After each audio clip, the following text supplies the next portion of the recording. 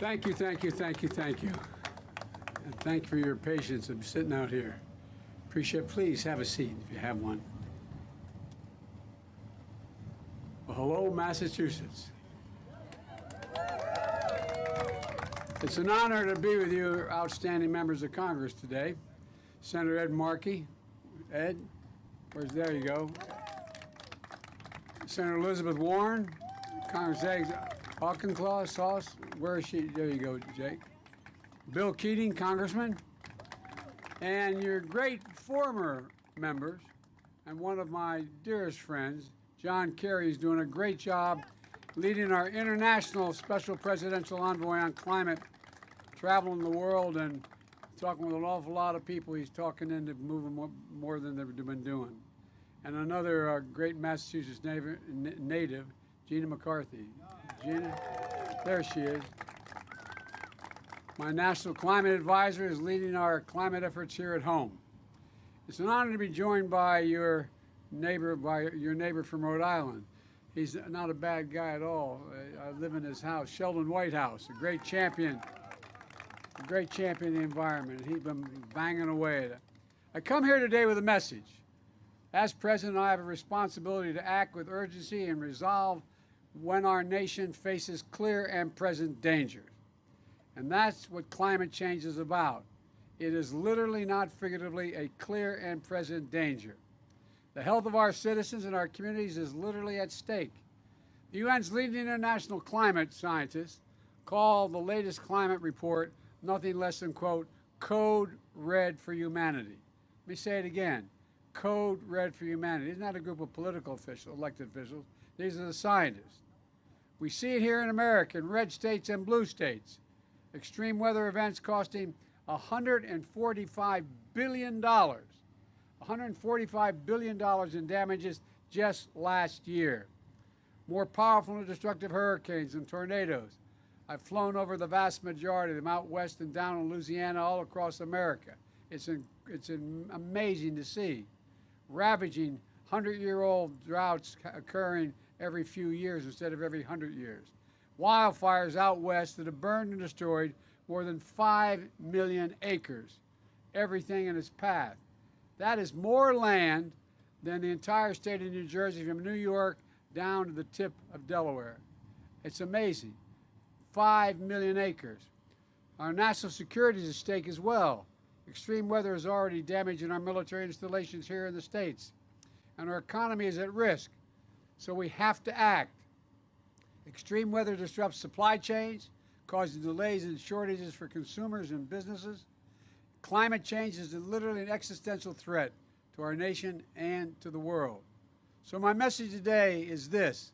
Since Congress is not acting as it should, and these guys here are, but we're not getting many Republican votes, this is an emergency, and I will look at it that way. I said last week, and I'll say it again loud and clear. As president, I'll use my executive powers to combat the climate crisis in the absence of congressional actions, notwithstanding their incredible action.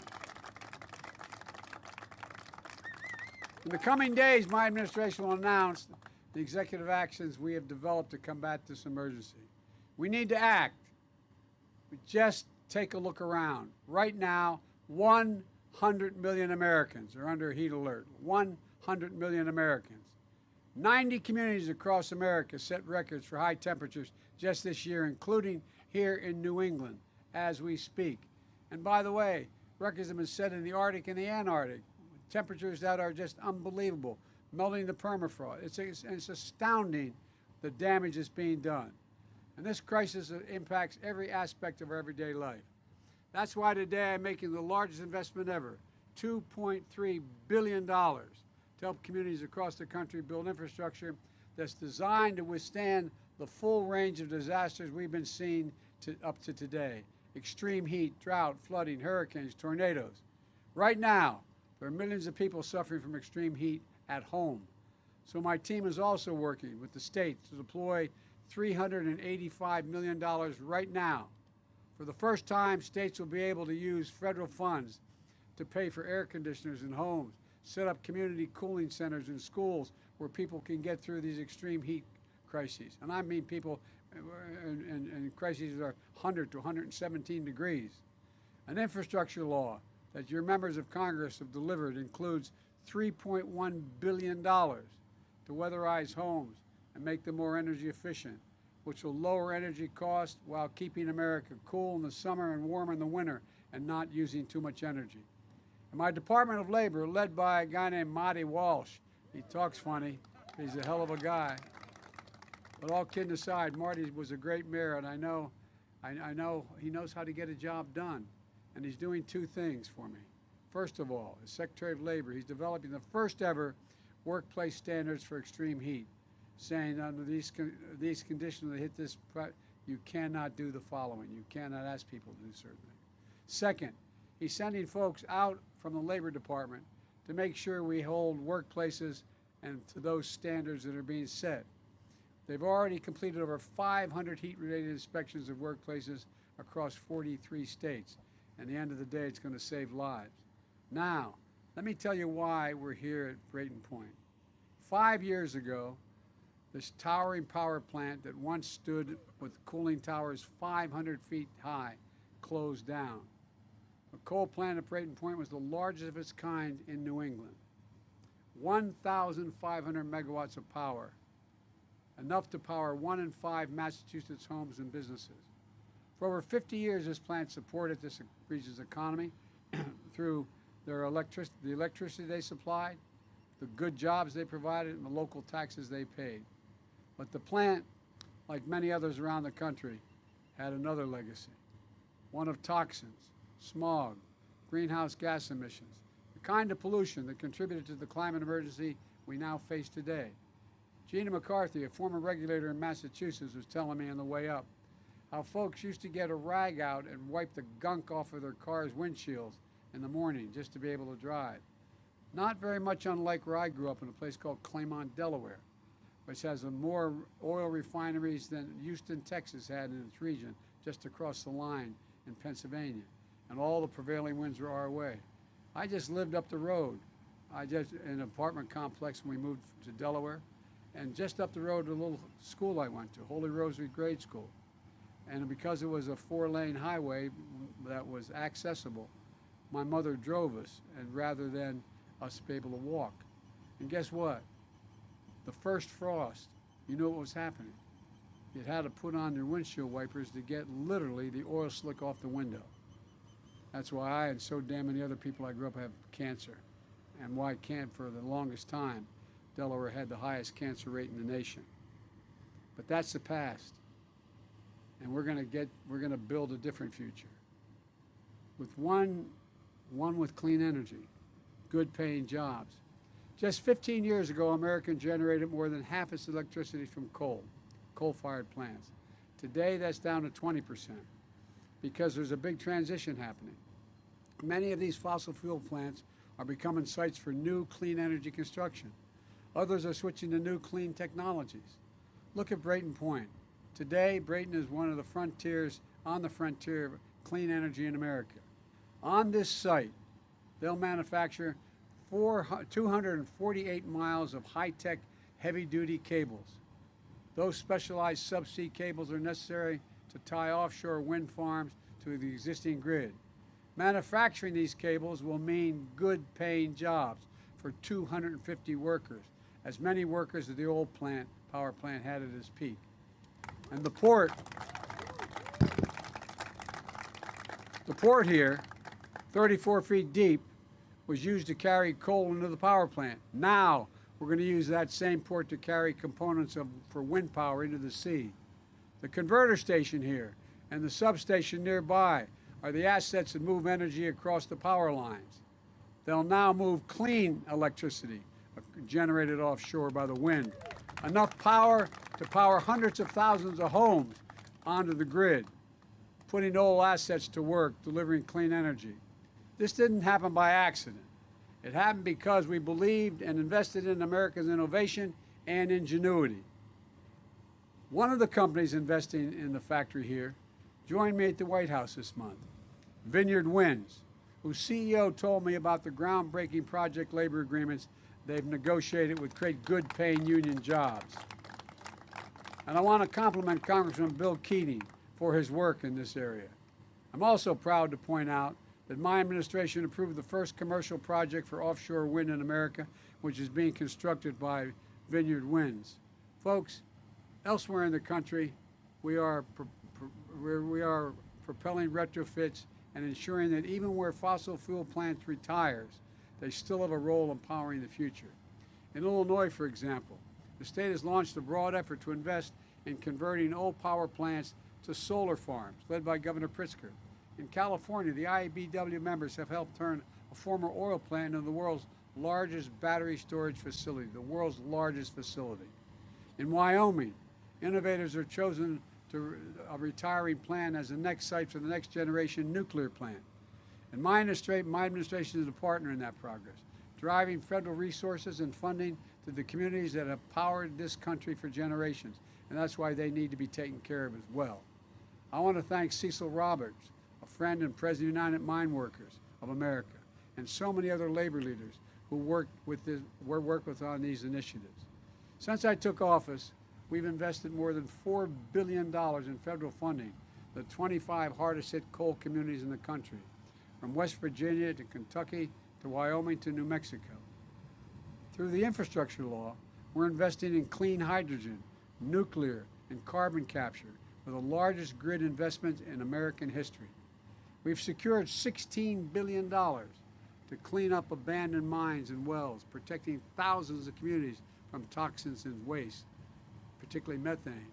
And we're going to seal leaking methane pollution, an incredibly powerful greenhouse gas that's 40 times more dangerous to the environment than carbon dioxide. And folks, with American leadership back on climate, I was able to bring more world leaders together. Than we got 100 nations together to agree that the major conference in Glasgow, England, Scotland, to change the emissions policies we have. We've made real progress, but there's an enormous task ahead. We have to keep retaining and recruiting building trades and union electricians for jobs in wind, solar, hydrogen, and nuclear, creating even more and better jobs. We have to revitalize communities, especially those fence-line communities that are smothered by the legacy of pollution. We have to outcompete China and in the world and make these technologies here in the United States, not have to import them. Folks, when I think about climate change, and I've been saying this for 3 years, I think jobs. Climate change, I think jobs. Almost 100 wind turbines going up off the coast of Massachusetts, Rhode Island, with ground broken and work underway. Jobs manufacturing 2,500-ton steel foundations that anchor these offshore wind farms to the sea floor. Jobs manufacturing a Jones Act vessel in Texas to service these offshore wind farms. We're going to make sure that the ocean is open for the clean energy of our future, and everything we can do, give a green light to wind power on the Atlantic coast where my predecessor's actions only created confusion. And today, we began the process to develop wind power in the Gulf of Mexico as well for the first time. A real opportunity to power millions of additional homes from wind. Let's clear the way. Let's clear the way for clean energy and connect these projects to the grid. I've directed my administration to clear every federal hurdle and streamline federal permitting that brings these clean energy projects online right now and right away. And some of you have already come up and talked to me about that. And while so many governors and mayors have been strong partners in this fight to tackle climate change, we need all governors and mayors. We need public utility commissioners and state agency heads. We need electric utilities and developers to stand up and be part of the solution. Don't be a roadblock. You all have a duty right now to our economy, to our competitiveness in the world, to the young people in this nation, and to future generations. That sounds like hyperbole, but it's not. It's real. To act boldly on climate. And so does Congress, which, notwithstanding the leadership of the men and women that are here today, has failed in this duty. Not a single Republican in Congress stepped up to support my climate plan. Not one. So let me be clear. Climate change is an emergency. And in the coming weeks, I'm going to use the power I have as president to turn these words into formal, official government actions through the appropriate proclamations, executive orders, and regulatory power that a president possesses.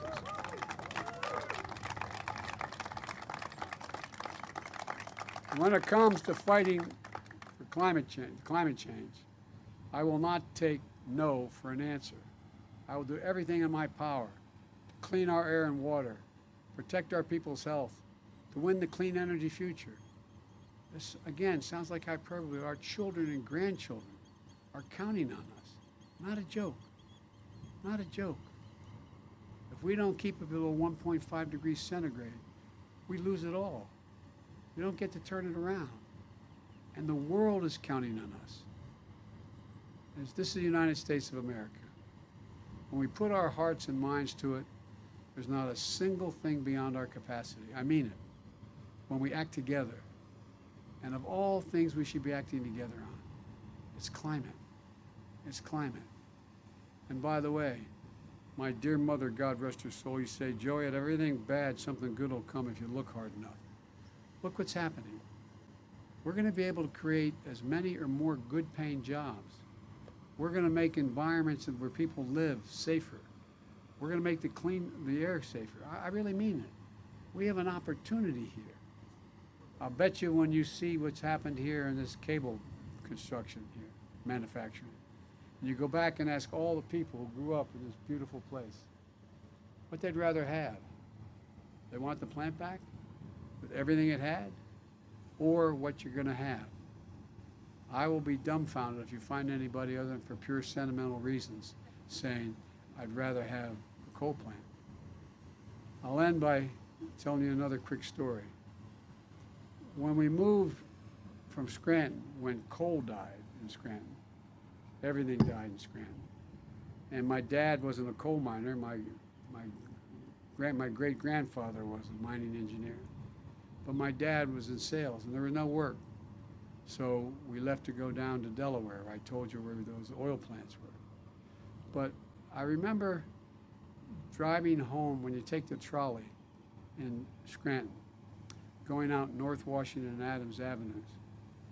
Within 15 blocks, we didn't live in the neighborhood, the most prestigious neighborhood in the region, in the town where the Scrantons and other good, decent people live. There was you'd go by a wall that my recollection was somewhere between 15 and 18 feet tall. And it went for essentially a city block. And you could see the coal piled up to the very top of the wall from inside. It was a coal-fired plant. A coal-fired plant. And all of the negative impacts of breathing that coal, the dust, were affecting everybody. But at the time, people didn't know it, and there wasn't any alternative. Folks, we have no excuse now. We know it. There are answers for it. We can make things better in terms of jobs. We can make things better in terms of the environment. We can make things better for families overall. So I'm looking forward to this movement. Thank you, thank you, thank you. May God bless you all, and may God protect our troops. Thank you.